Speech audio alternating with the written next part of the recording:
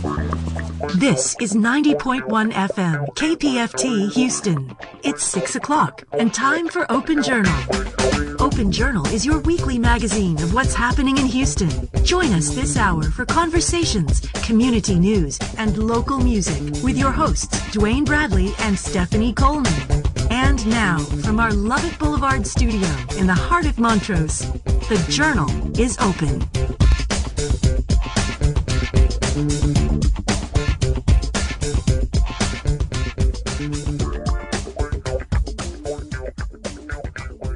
Oh, yeah.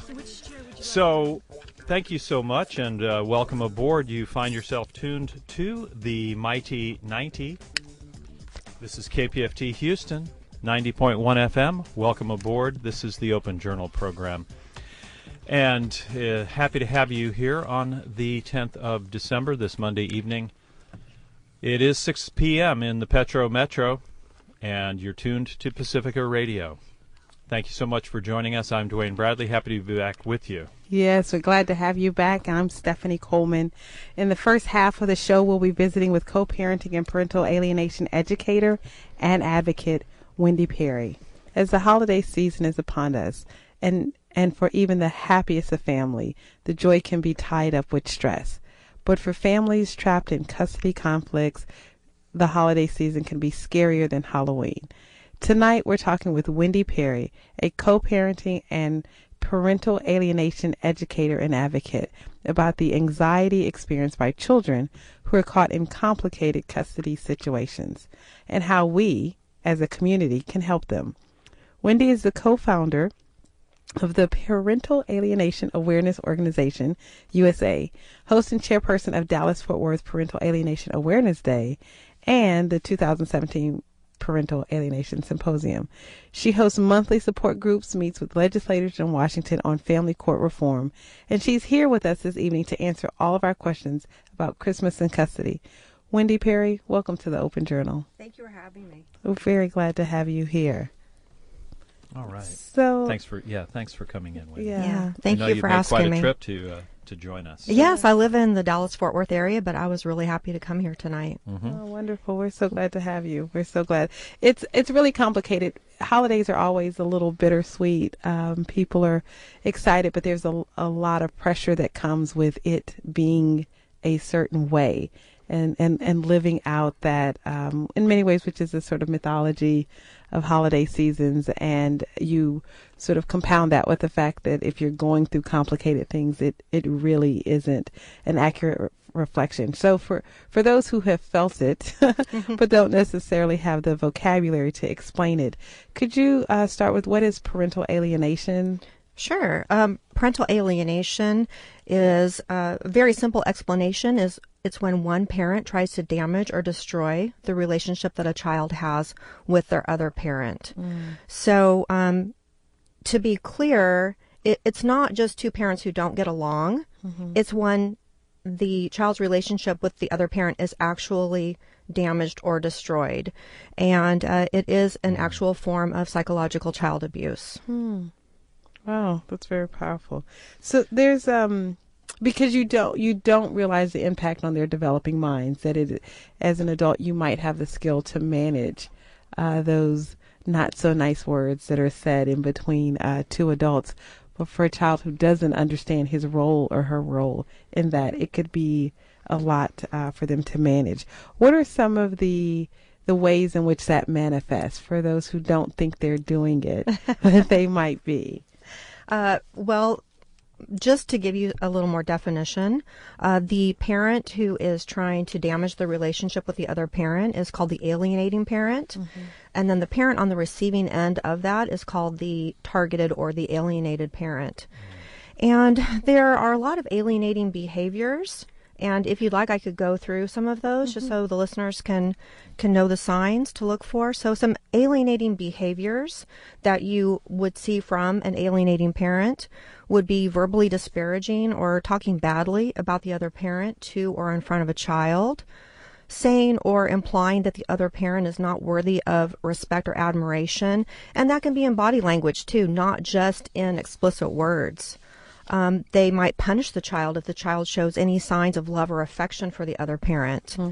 and withhold love or affection from the child if they show any sign of love or affection for the other parent. And then in some cases that are very extreme, they will actually physically keep the child from seeing the other parent, and they will violate court-ordered custody schedules when they keep the child from the other parent.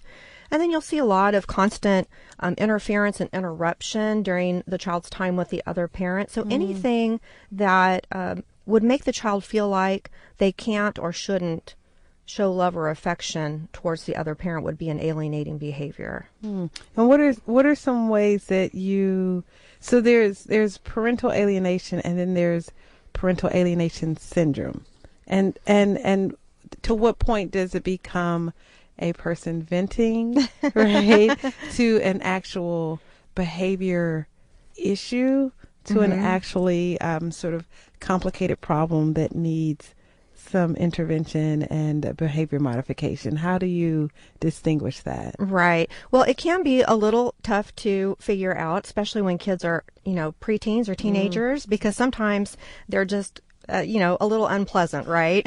And that's Right. very, very normal. But one of the signs is that a child will have extreme feelings for their parents. What I mean is one parent is all good and one parent is all bad. And they don't have any love or affection for the other parent. And that's abnormal, and that would be one of the biggest signs of parental alienation, is when you see that really, really extreme, one is all good and one is all bad, would be a definite sign to look for in a child. I see. And then the child will say things like they don't want to see the targeted parent. They'll say they hate the target parent. Sometimes they'll call the target parent by their first name. They won't call them mom or dad anymore. And these kids usually have really extreme anxiety and depression, but sometimes they keep that well hidden because the alienating parent wants them to present themselves as being perfectly fine. Yeah. What we hear a lot is they've never been better now that they don't have to see you anymore. Yeah. So, that can be hidden, but the kids do have a lot of, as you can imagine, anxiety and depression because kids naturally love and want to have relationships with both of their parents, but they're in what we call a loyalty bind. That's a very good word for that. So, do you have statistics, Wendy, on how prevalent this is in? I know that less than half of American children grow up in households where there is a mother and father that are the biological mother and father, and so it's a rather common thing for kids now to grow up kind of split in a sense. But how much have you measured that, and what kind of percentage of broken families actually devolve to the point where parental alienation or the syndrome come into play? Well, to put a number on it, a recent study stated that 22 million parents are affected by parental alienation. And now that study was recently updated, and I believe it's near the 30 million mark now. So it's truly an epidemic, and most advocates consider it to be a true health crisis in our country because of the anxiety and depression that it causes the children and the parents. And a lot of these children and parents are suicidal as well, and they have substance abuse problems. As you can imagine, to deal with what they're going through, there's a lot of health repercussions with that. So it really is a crisis, and it's a large number in our country, and that's why we have support groups all over the country for this. It's sort of complicated because if you bring in the court system, right, and the legal battle, even that word in the description, that each person has to make a case. Often, not always, but they have to make a case why they are worthy to have and the other parent is not. So it's often inherent in the divorce process or the separation process that you have to make a case of your capacity and someone else's lack of capacity. How does that impact? How does the court system or improvement of, is that a part of how you could address this? Are there some ideas where that could come into? Well, the divorce industry is alive and well, and my story was told in a documentary called Divorce Corp, and that documentary, Divorce Corp, really shows how the family court works. I think the thing that's important to remember with parental alienation is that sometimes families dealing with parental alienation are in the court system, and sometimes they're not. They are just dealing with it on their own.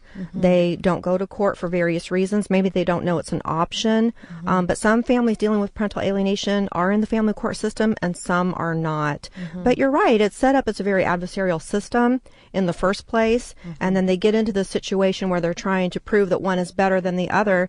And most of the times, it's just different parenting styles. It's not really that a parent is all good or all bad. They just have different styles. But unfortunately, the family court system is not operating in a way that that those kind of arguments are shut down. It's so let's say you're in the system or you're out of the system, however that grows. As an advocate for change, at what point is it an internal check and balance? At what point do you need to have external support as a part of your separation? And how do you know that, and who should gauge it? Am I an outsider supposed to be looking in as community and saying, hey, holiday season is coming. We're fighting who has who over Thanksgiving and who has who over Christmas and who goes on what day for New Year's. It's like a lot of it's a lot of coordinating. It is. What are some of the resources that people can use to do this better? Well, we've got quite a few resources, and if you'd like, I could go through some of those for your listeners. Like I said, we do have support groups throughout the country. I would say, and I would say if you have a gut feeling that this is happening, then it probably is. And don't avoid it. Definitely get as educated as you can about parental alienation as much as possible from experts like Dr. Craig Childress, Dr. Richard Warshak, Dr. Sue Kornbluth. There's a lot of great experts out there. But like I said, if you have a gut feeling it's happening, it probably is. And don't avoid it and don't delay in looking into getting education and finding resources. But one would be to go to support group meetings. And we have a awesome organization here in Houston called Children for Tomorrow. That they have a strong focus on parental alienation, and they have support group meetings every second Sunday of the month from 5 to 7 p.m.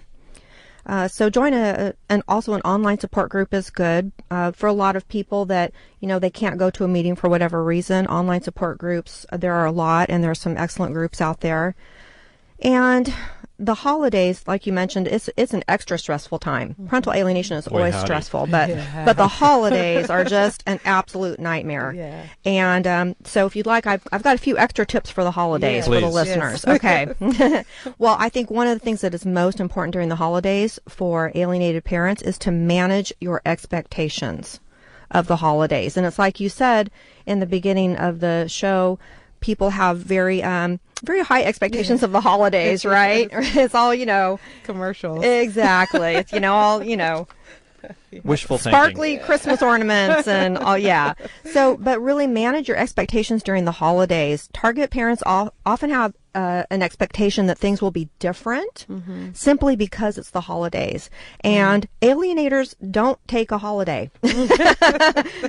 They don't take a holiday from parental alienation. So, we have high expectations and dreams about the holidays, but we need to be realistic when there's parental alienation. Alienators don't decide, I think I'll be nice and not alienate the kids during the holidays. It doesn't work that way. So have realistic expectations. Also, don't guilt trip your kids during the holidays. If you don't get to see them, remember it's not their fault, and they want to see you as badly as you want to see them.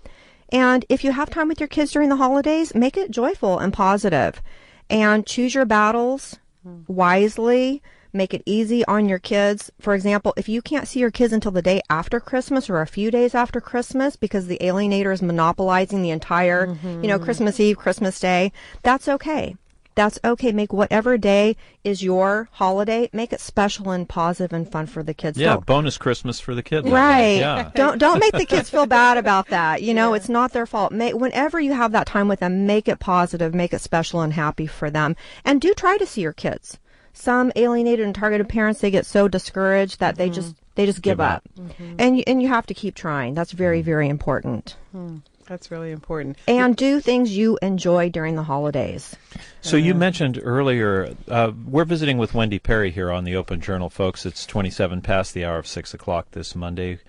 And she is a co-parenting and parental alienation educator and advocate. You mentioned your story was featured in the Divorce Corps documentary film, a documentary about parental alienation. Would you mind sharing a little bit of your story? Why'd they do a documentary about you? Well, it's a great documentary. It's not a real happy documentary, but it goes over how the family court system operates, and they feature families throughout the country. So it's pretty interesting how they did it. And the producers said they kept Googling family court corruption, and my name came up every time. So they said, we need to talk to you about your case. My case was quite infamous in Texas. We went all the way to the State Supreme Court of Texas in our case. And so, but the documentary is really, really enlightening for people who are not familiar with how family court really works. It's very, very different, from other courts. Yeah. Yes. What do you think is the one thing that people underestimate? Because what you think it is and what it is when you're almost too late to get out of it, right? Because once you enter the system, you almost have to go through the entire process until it's over, because it's hard to kind of back out. Once you get in it, you're kind of stuck. And so I would definitely recommend to people to do whatever you can to mediate the situation and avoid actually going into family court. I would try to do mediation or get a co-parenting coach, someone who can help you and help you try to avoid getting stuck in the family court system. So it's interesting as you talk about the alienating parent. Yes. And then that there's not all good, there's not all bad, right? And many times they may or may not have the skills to manage their bad behavior, and that's within their capacity. What are some sort of behavior modifications for self if you look up and you hear this and you realize, like, oh, I'm the problem? Well, I'll tell you what. I think if you can recognize that in yourself, it's awesome. And I've had that happen quite a few times. When I've given presentations, people have come up to me with tears in their eyes and said, oh my gosh, I'm doing those things. I'm engaging in alienating behaviors, and I didn't know that I was hurting my child. And I say, that is awesome that you recognize that in yourself and that you want to change that. That is fantastic. And, really when people get a divorce, in the beginning, they're usually hurt, angry, bitter. They've got some healing to do, and it's really actually quite normal for almost everyone to engage in a few alienating behaviors during the divorce process. But then once they start to heal and they, get better, and they usually stop engaging in those alienating behaviors. But I love that when someone comes up to me and says, I see myself doing these behaviors and I want to stop. That is fantastic. Yes. So, Wendy Perry, this is a fascinating conversation. Before we move on, what future events have you got lined up, and where can people find out more and get more help in their efforts or helping in your efforts to help families dealing with alienation? Well, like I said, there is a great organization here in Houston called Children for Tomorrow, and their focus is heavily on parental alienation. They've got these support group meetings every second Sunday of the month. They do have a few big events coming up on April 6th. 2019, there will be a charity golf event here in Houston to raise funds for more professional parental alienation training in the Houston area. And then in October 18th, there will be a large parental alienation symposium in Houston, and that will feature Dr. Craig Childress. He is one of the top experts in parental alienation, and myself, yours truly, will be presenter. So so we've got a lot happening in Houston. It's a really, really a very active area for parental alienation education. And if people want to reach me about anything in Texas or beyond, like I said, there are support groups all over. They can reach me at Wendy Perry Consulting @gmail.com. Great. Okay. Wonderful. Well, we'll put that on the Open Journal page Yeah. as well. Yes, and we see that if there's more that you'd like to add, that sometimes words can say it better, and so I see you have something that you'd like to share. You know, I like to share this poem that was written by someone who was alienated when they were a teenager. So this is actually the words written by someone who was alienated as a child, and I think it's important for parents to hear this message directly from someone who was alienated. The poem is called Even If You Don't Know. I will always love you, even when I won't say it. I will always love you more than I will ever admit. I might tell you I hate you, but please don't believe it's true. Because if there's one thing for certain, it's that I will always love you. You've loved me and cared while I shouted and glared. You gave me all I need, yet I did nothing but recede. But what you never knew is that no matter what, I still always loved you. I hope you know that's true. Through our ups and downs, our tears and our frowns, you never gave up on me, and from that your love I see. There's no one else I'd rather you be, all because you love me unconditionally. Oh, that's beautiful. It's a great reminder. Wendy Perry, thank you so much for joining us on the Open Journal. Thank you for having me. All right.